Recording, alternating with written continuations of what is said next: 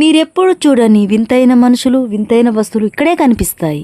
ఈ సంతలో దొరికే మత్తు పానీయాలు మన దేశంలో ఏ బారు, ఏ రెస్టారెంట్లో ఉండవండి. ఈ సంతకొచ్చిన జనాలైతే ఆడ మగ తేడా లేకుండా తాగుతారు. ఇదెక్కడ దొరికిన సంతరా అనుకుంటున్నారా? ఇదే ఆదివాసి అతిపెద్ద సుక్మ సంత. నేనైతే ఎన్నో సంతలు తిరిగాను. చాలా రోజుల తర్వాత అయితే ఒక కొత్త రకమైన మత్తు పానీయానైతే చూశాను. ఈ చిన్న మిరపకాయల్ని చూసారా? ఇది ఒక్కటి కొరికితే నరకమే కనిపిస్తుంది. ఇదొక్క పెద్ద మాయా సంత. దొరకని వస్తువు అంటూ ఉండదు. నేను చూపించిన సంతల్లో కల్లా నాకు బాగా నచ్చిన సంత సుక్మ సంత. ఈ 90 ఏళ్ల ముసలవ్వ అయితే ఈ సంతలో తప్పిపోయిందంట. అమ్మా బాగున్నావా అమ్మా? ఈ సంతని చేరాలంటే ఇంకో 64 కిలోమీటర్లు అయితే వెళ్ళాలి. కొన్నిసార్లు మనం కొన్ని వింతలు చూడాలి అంటే వాటి దగ్గర మనమే వెళ్ళాలి. అవి రావు కదా. మాకేమో హిందీ నయ్యత, అందుకే హిందీ తెలిసిన అన్ననైతే మా మధ్యన కూర్చోబెట్టి తీసుకెళ్ళాం. ఇక ఆ సంతలో ఏం జరిగినా ఆయనే చూసుకోవాలన్నమాట. రాత్రంతా బాగా వర్షం పడడం వల్ల రోడ్డు పక్కనైతే కాలువలు బాగా పారుతున్నాయి. చేపలు కూడా చాలా బాగా దిగిపోతాయట అన్న అయితే చెప్తున్నాడు. మాకైతే సుక్మ సంత చేరడానికి 2 గంటలు అయితే పట్టింది. ఇదిగో చూడండి పెంట. ఈ పెంట దాటాకే సుక్మ సంత అయితే వస్తుందండి. ఈ దారిలో అయితే అద్భుతమైన అడవి అందాలు అయితే భలే కనిపిస్తున్నాయి ఫ్రెండ్స్. మనమైతే ఆదివాసి అతి పెద్ద సంత సుక్మ అయితే చేరుకున్నాం. చూడండి తీయటి మామిడి పండ్లను ఎలా కోసుకుని ఎలా ఎండబెట్టి అమ్ముతున్నారో. ఇదైతే ఆదివాసి పద్ధతిలో తయారు చేసి ఇలా ఎండబెట్టి అమ్ముతారండి. చాలా తీయగా ఉంటది, ఏమాత్రం టేస్ట్ మారదన్నమాట. ఈ సంతలోనే నాకైతే కనిపించింది. చాలా బాగుంటుంది, వస్తే మాత్రం మిస్ కావద్దు. ఆదివాసులు అయితే మాంసాన్ని, కూరగాయల్ని, పండ్లని ఇలా ఎండలో ఆరబెట్టుకుని నిల్వ చేసుకుని తింటారు. ఆకుకూరలను కూడా ఎలా ఎండబెట్టుకుని వాడుకుంటారో మీకు గత వీడియోలో నేను చెప్పాను కదా.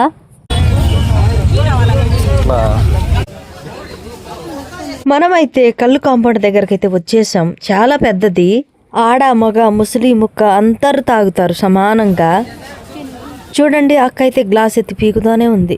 ఈ సంతలో దొరికి అంత మత్తు పానీయాలు ఏ బార్లో ఏ రెస్టారెంట్ దొరకవని చెప్పాను కదా. ఇవన్నీ ఆదివాసులు ఇంట్లో తయారు చేసుకుని వచ్చిన రకరకాల మత్తు పానీయాలు. ఇదిగో చూస్తున్నారా, ఇదేనండి రైస్ బీర్ అంటారు. మా భాషలో అయితే లందా అని అంటాం. అంటే బియ్యంతో చేసిన మత్తు పానీయం అన్నమాట. ఈ మత్తు పానీయం ఆదివాసీ పెళ్లిల్లో తప్పనిసరిగా ఉండాల్సిందే. అబ్బాయి అయితే అమ్మాయికి తప్పనిసరిగా కట్నం కింద ఇవ్వాల్సిందే 5 కుండల రైస్ బీర్ ని. దీనికి ఎలా మత్తు వస్తుందో తెలుసా? దీనికైతే వరి మొలకెత్తిన దాన్ని పిండి చేసి కలిపి కుల్ల పెడతారనమాట. ఆదివాసీ ఆడవాళ్ళైతే ఇష్టంగా తాగుతారు. ఇదిగో ఇక్కడైతే తాబేలు మాసము, చికెను, పంది మాసము, మేక మాసము అన్ని స్టఫ్ అయితే దొరుకుతుందండి. మా ఆదివాసీ సమాజంలో అయితే ఆడ మగ ఇద్దరు కలిసి పనిచేస్తారు, తాగుతారండి. నేనైతే నా గత వీడియోలో కూడా మీకు చెప్పానండి, సుక్కలేనిదే ఏ పని జరగదని. పెళ్లిళ్ళైనా పండగలైనా ఏవైనా సరే మీకు ఇక్కడ కనిపించే వాటిలో ఏమేం కళ్ళు ఉన్నాయో తెలుసా? తాటికల్లు, ఈత కళ్ళు, ఇప్పకళ్ళు, గొర్కళ్ళు, ఇప్పసారా, చింతపండు సారా, బెల్లం సారా, ఇప్ప పూల సారా, ఈత గింజలతో చేసే సారా కూడా ఈడ దొరుకుతుంది. ఇక రైస్ తో చేసే రైస్ బీర్ అయితే లెక్కే లేదు. అందుకే ఇక్కడ దొరికే మత్తు పానీయాలు భారతదేశంలో ఎక్కడ దొరకవని చెప్తాను నేనైతే. ఇవన్నీ ఆదివాసీ ఇళ్లలో ఆదివాసుల చేతిలో తయారైన మత్తు పానీయాలు. ఈ వారానికి ఒకసారి జరిగే ఈ సుక్మ సంతాలో అయితే బాగా అమ్ముడుపోతాయండి. ఇవి తాగడానికైతే అడవుల్లో నుంచి ఆదివాసులు బెల్లం చుట్టూ సీమలు ఎట్లా చుట్టూ ముసురుకుంటాయో అలా ముసురుకుంటారండి. నాకైతే వింతైన మద్యపానం అయితే కొత్తగా కనిపించింది ఇక్కడ. దీన్నైతే తోపీన్ అంటారట. కొంచెం తీయగా ఉండి కిక్కు బాగిస్తుందని అన్నారు. నాకైతే కిక్కుతోనూ పని లేదు, నేను ఎందుకంటే తాగను కాబట్టి. నేను కొత్త విషయాన్ని మీకు తెలియపరచాలన్నదే నా ఉద్దేశం. ఇదేమో సంత మధ్యాహ్న కాంపౌండ్ అండి. ఈ కళ్ళు కాంపౌండ్ పెద్దది, ఇంకొకటేమో సంత శివర్లో ఉంది, అది కూడా చూపిస్తాను. వీళ్ళంతా రోజంతా కష్టపడతారండి, ఖాళీగా ఉండే మనుషులైతే కాదు. కష్టపడతారు, వారానికి ఒకసారి వచ్చి ఇలా ఒక నోట్లో కొంచెం సుక్కేస్తారు, హ్యాపీగా ఉంటారు. ఆస్తులు కూడబెడదాం, కార్లు కొందాం, బంగ్లాలు కట్టిద్దాం, ఇలాంటివి పెద్ద పెద్ద ఆశలేం ఉండవండి. ఉన్న దాంతో తృప్తిగా బతికానా ఉన్నామా పోయామా అంతే.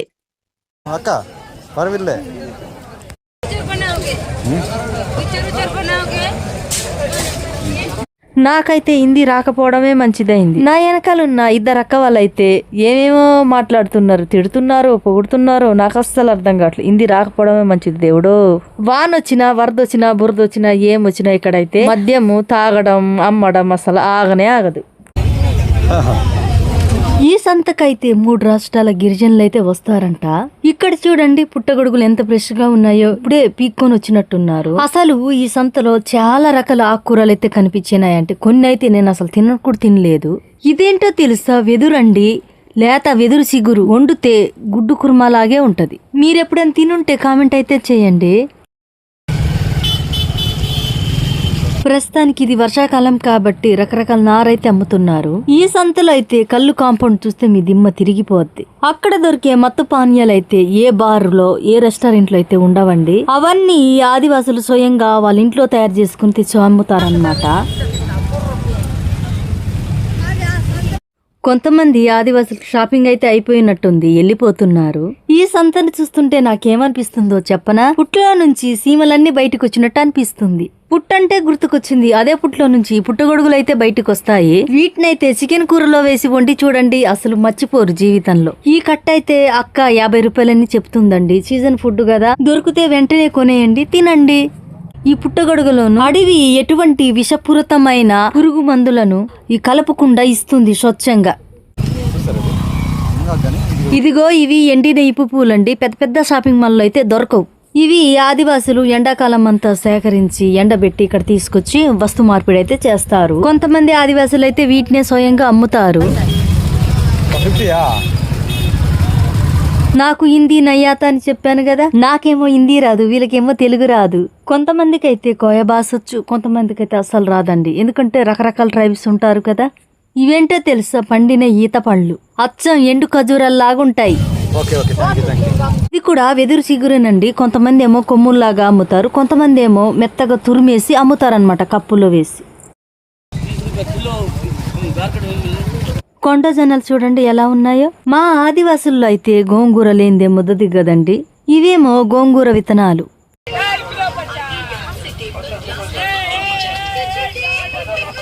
ఈ సంతలో అయితే అప్పటికప్పుడు ఇలాంటి ఇనుము అయితే తయారు చేసి ఇస్తారండి. ఇవన్నీ రోజువారీ వాళ్ళకు ఉపయోగపడే వస్తువులే.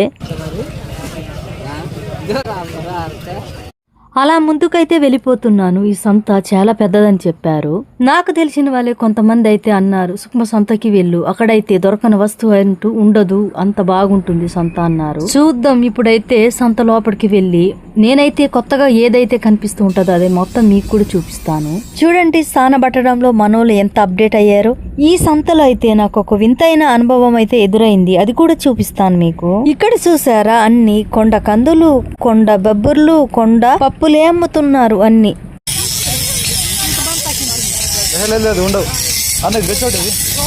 పాపం ఆదివాసులకైతే అడవిలో ఎండిమిర్చులు పండవు కదండి, ఇవే వాళ్ళకు బంగారం అన్నమాట. ఇవైతే బాగా కొంటారు. ఎండిన ఇప్పు పూలు ఇచ్చి ఇవైతే తీసుకెళ్తారు. ఇక్కడ ఈ సంత ఆదివాసులకైతే పెద్ద షాపింగ్ మాల్ లాంటిది. సినిమా హాల్ ఒకటే ఉండదు గాని అన్ని ఉంటాయి ఇక్కడ. వామ్మో, ఈ ఆకు కూడా తింటారని నాకు ఇన్ని రోజులు తెలియదు స్వామి. నేనైతే ఏదైనా ఆకు తింటారు అని తెలిస్తే చాలు, దాన్ని టేస్ట్ అప్పటికప్పుడు చూడాలనుకుంటాను. చూడండి ఎలా కరకర నమ్ముతున్నాను. అయితే నాకేదో తేడా కొడుతుంది దీని రుచి. అయితే కొంచెం కారంగా, అదో రకంగా ఘాటుగా ఉన్నట్టుంది. నేనైతే మింగలేక కక్కలేక కొంచెం ఇబ్బంది పడ్డాను.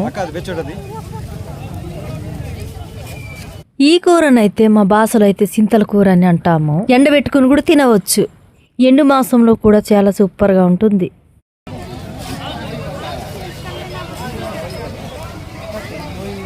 అలా వెతుకుతూ వెళ్తుండగా ఆదివాసులు పండించే మిరపకాయలు అయితే కనిపించినాయి. ఇవి చూడ్డానికి పొట్టిగా ఉన్నా కూడా ఫుట్బాల్ ఆడతాయి కారంలో.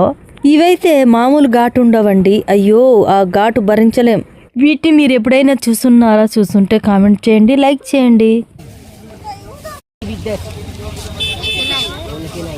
కొందరు ఆదివాసీ అక్క వాళ్ళైతే ఇంట్లోనే ఇంటి వంటకాలు తయారు చేసి ఇలా అమ్ముతారు. ఈ సంతలో వీళ్ళైతే డబ్బులైతే అడుగుతున్నారండి, అది ఎందుకు నాకు అర్థం కాలేదు. ఇలా ప్రతి వారం వసూలు చేస్తారంట.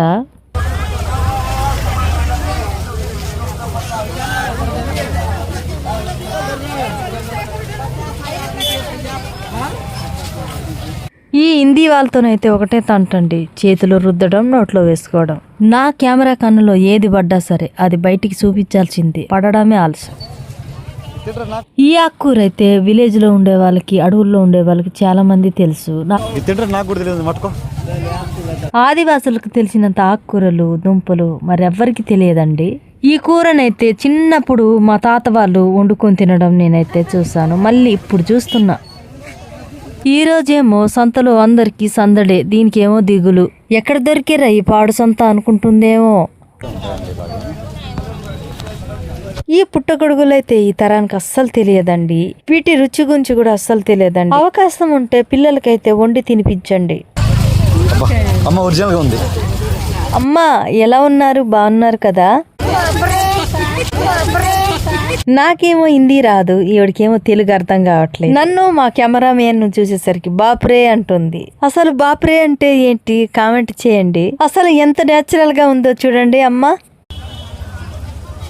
అమ్మ అయితే కొన్ని రకాల అడవి పండ్లు అయితే అమ్ముతుంది. టేస్ట్ అయితే చూద్దాం. ఇవైతే పుసక పండ్లు, తీయగా ఉంటాయి అనుకున్నా. ఇవైతే పుల్లగా ఉన్నాయి. ఏవి ఎలాగున్నా అమ్మ మాత్రం నాకు బాగా నచ్చేసి. అమ్మ నిన్నైతే ఫోటో తీస్తున్నా, టీవీలో వస్తావని చెప్పిన. అర్థమైందో లేదో. ఇప్పుడు మీకు ఒక ఆదివాసి అక్కనైతే చూపిస్తాను. 20-30 సంవత్సరాల క్రితం అయితే మా కోయ ఆదివాసులు కూడా ఇలాగే ఉండేవాళ్ళు అనమాట, రైకి లేకుండా. గతంలో ఇలాగే రైకిలు లేకుండా ఉండేవాళ్ళు మా వాళ్ళైతే. ఇప్పుడు కొంచెం నైటిల్లోకి వచ్చేసారు. ఈ అమ్మ ఏమంటుందో తెలుసా? నేను ముసల్దాన్ని కదా, నన్నెందుకు మీరు ఫోటోలు తీస్తున్నారని అడుగుతోంది. ఈ సంతలో ఈ ప్లాస్టిక్ డబ్బాలు అనేవి బాగా అమ్ముడుపోతాయి అన్నమాట. ఇప్ప నూనె, తాటికల్లు, ఇప్పకల్లు ఇలాంటి వాటిలోనే పూసుకొని అమ్ముతారు. ఇవిడు చూడండి, అచ్చం అడవిలాగే ఉంది కదా, ఎటువంటి మేకప్ లేకుండా నార్మల్ గా ఉంది.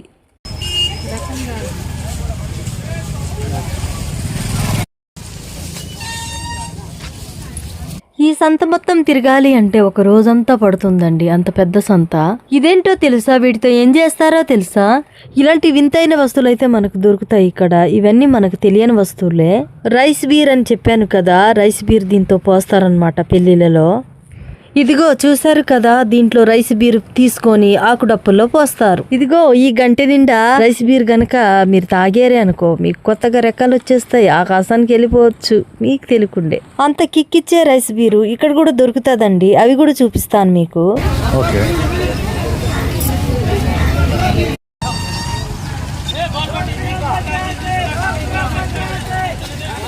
మనుషులతో పాటు యావులు కూడా బేరం ఆడుతున్నట్టున్నాయి చూడండి. పాపం వీటి దగ్గరేమో కాగితాలు ఉండవు, అందుకే వీటిని తరిమేస్తున్నట్టున్నారు. వామ్మో, ఈ సంత చిన్నది కాదు, అంత పెద్దగా ఉంటాయి. ఎలా తిరగాలి, ఏ దిక్కని వెళ్ళాలి? నాకైతే ఈ సంతలో రకరకాల దుంపలైతే కనిపిస్తాయి.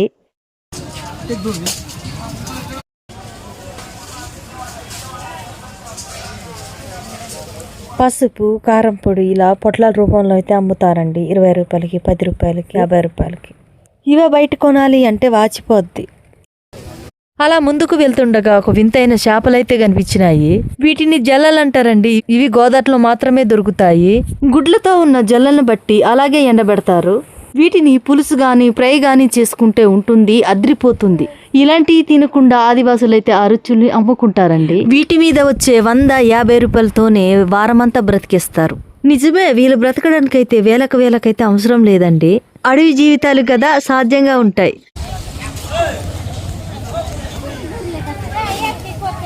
మాకంటే ముందే వానొచ్చిందండి, అందుకే ఇక్కడ ముందే బురద వచ్చింది. ఈ బురదలో వెళ్తుంటే ఎలా ఉందో తెలుసా? క్యాట్ వాక్ చేస్తున్నట్టే ఉంది.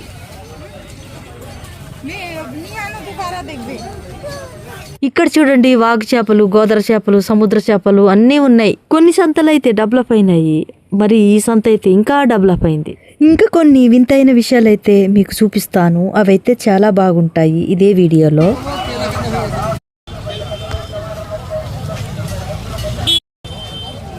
ఈ సుక్మ సంత ఎప్పుడు జరుగుతుంది, ఎలా రావాలి అన్న విషయాలైతే వీడియో చివరిలో అయితే నేను చెప్తాను. ఇక్కడ చూడండి, ఈ తాత ఎలా అమ్ముతున్నాడో, మడుగుల్లో పట్టుకొని కాల్చుకొని ఇలా తెచ్చి సంతలో అమ్ముతారనమాట. మీకైతే ఈ సంత గురించి ఇంకో వింతైన విషయం చెప్పనా? ఇప్పుడైతే ఈ చేపల్ని ఎలా అమ్ముతున్నారు, అలాగే ఎర్రసీమల్ని, ఎర్రసీమ గుడ్లని డప్పల్లో పెట్టి అమ్మేవాళ్ళు. వాటితోనైతే పచ్చడ, కారము చేసుకుంటారండి, చాలా బాగుంటాయి. కానీ ఇప్పుడు సీజన్ కాదనమాట, సీజన్లో దొరుకుతాయి, ఎండాకాలం మాత్రమే. అప్పుడు మీరు ఇలా సంతకు వచ్చారంటే సీమ గుడ్లు కూడా దొరుకుతాయి. కొనుక్కోవచ్చు, అది కూడా సీజనల్ ఫుడ్డే మీకు ఇష్టమైతే. ఇక్కడ చూసారా, ఇక్కడ మరో కళ్ళు కాంపౌండ్ అయితే ఉంది. చూడండి, బంధుబాబులు అయితే లాగిస్తూనే ఉన్నారు. వానొచ్చినా వరదొచ్చినా వీళ్ళు ఉద్యమం మాత్రం ఆగేటట్టే లేదు. ఇక్కడైతే అన్ని రకాల కళ్ళు తాగేసి నిదానంగా ఇంటికి చేరుతారేమో సాయంత్రం అయ్యేసరికి. ఎక్కడ చూసినా ఇలా కాల్చిన చేపలు అయితే మిస్ చేసుకోవద్దండి, చాలా బాగుంటాయి. ఇవన్నీ స్వయంగా వీళ్ళే పట్టి గడ్డిలో కాల్చి స్వయంగా తీసుకొస్తారు. ఇక్కడ కూడా రైస్ బీర్ అయితే అమ్ముతున్నారండి. మనమైతే దగ్గరికి వెళ్ళి చూద్దాం. అబ్బా, మూత తీయగానే ముక్కు మీదే గుప్పని కొడుతుంది చూడండి. నేనైతే ఆ వాసనకి దిమ్మ తిరిగి పడిపోయేటట్టున్నా. ఎలా తాగుతారా బాబు. ఈ కళ్ళు కాంపౌండ్ పక్కన అయితే వాళ్ళు స్టఫింగ్ చేసుకోవడానికి రకరకాల ముక్కలు అయితే దొరుకుతాయి. చేపలు కావచ్చు, మటన్ కావచ్చు, చికెన్ కావచ్చు. ఆదివాసీ సంతల్లో అయితే కళ్ళు కాంపౌండ్ అయితే కామనేనండి. ఇక్కడైతే బ్రాందీ, బిస్కీ ఇలాంటివి ఏమి అమ్మారండి. ఆదివాసులు స్వయంగా చేసుకున్నవి మాత్రమే దొరుకుతాయి. ఈ సంత మొత్తం అయితే సుక్మా జిల్లాలో జరుగుతుందండి. హిందీ, తెలుగు, గోండి అనేక రకమైన భాషలు అయితే మాట్లాడతారు ఇక్కడ. ఇక్కడైతే ఒక సంచిలో ఒక అన్న అయితే సామాన్లు కొన్నాడు. అక్కడ ఏమేమి కొన్నాడు చూద్దామా. చూడండి, గల్లాపెట్ట, వెదురు కొమ్ములు, ఉల్లిపాయలు, తినబండారాలు అన్ని కొన్నాడు. ఒక్కొక్క సంచి వెనకాల ఒక్కొక్క కుటుంబ కథ ఉంది. మరి ఇదేంటో తెలుసా, మాడిపోయినట్టు కనిపిస్తుంది. ఇవి వంకాయ ఒరుగులు కోసి ఎండబెట్టి ఆరబెట్టుకొని ఇలా తెచ్చి అమ్ముతారనమాట. ఫ్రై చేస్తే ఉంటుంది సామిరంగా, సూపర్. ముస్లిం చూడండి, వయసులో ఉండగా ఇంకెంత అందంగా ఉండేదో. వీళ్ళు షాపింగ్ అయితే ముగిసినట్టుంది. మళ్ళీ తిరిగి అడవికి ప్రయాణం అయ్యారు. ఈ సంతలో అయితే మనకి ఎలాంటి భోజన హోటళ్ళు అయితే ఉండవండి. ఈ గంటి పప్పాలు అయితే చిన్నప్పుడు రోజులు గుర్తు చేసినాయి నాకైతే. తింటా ఉంటే చాలా రుచిగా ఉన్నాయి, నిజం చెప్తున్నా. ఈ దుంప చెట్టును అయితే పచ్చడి చేసుకొని తింటారండి ఆదివాసులు, చాలా బాగుంటది. ఇదిగోండి, ఈ ముసలవ్వని చూసారా. ఈ ముసలవ్వకి 90 ఏళ్ళు ఉంటాయేమో. అయితే ఈ సంతలో దారి మర్చిపోయింది, ఊరు మర్చిపోయింది. నన్ను అడుగుతుంది. నేనే కొత్త అమ్మ అని నేనన్నా. నేనైతే వెళ్తూ పుట్టగొడుగులు అయితే తీసుకున్నాను. నాకైతే చాలా ఇష్టమైన కూర. మళ్ళీ ఇప్పుడు తినలేదంటే సంవత్సరం ఆగాలి వీటికి. అప్పటికి ఉండేదెవరో పోయేదెవరో. ఎప్పుడు ఏం తినాలనుకుంటే అది తిందాం, పోవాలనుకుంటే పోదాం. ఈ చిన్న జీవితంలో వాయిదాలు ఎందుకు పెట్టాలి. చూస్తున్నారా, ఇక్కడ ఈ సంతలో కోడిపుంజు ఎందుకు తెచ్చాడో తెలుసా. డబ్బులు లేని వాళ్ళైతే కోడిపుంజులు ఇలా తీసుకొచ్చుకొని దాన్ని నమ్ముకొని వాళ్ళకి కావాల్సిన వస్తువులు అయితే కొనుక్కొని వెళ్తారు. సంతంతా చూసుకొని తిరుగు ప్రయాణం అయితే అయ్యాం. ఈ సంత ఛత్తీస్గఢ్ రాష్ట్రంలో సుక్మా జిల్లాలో జరుగుతుంది ప్రతి సోమవారం.